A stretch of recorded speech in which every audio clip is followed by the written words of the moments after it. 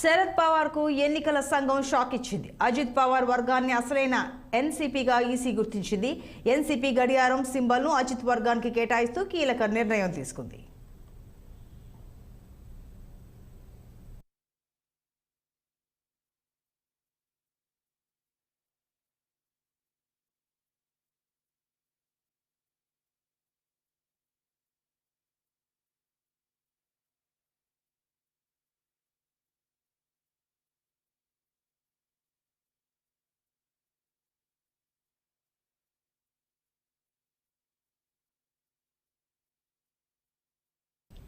శరద్ పవార్ కు ఎన్నికల సంఘం షాక్ ఇచ్చింది. అజిత్ పవార్ వర్గాన్ని అసలైన ఎన్సీపీగా ఈసీ గుర్తించింది.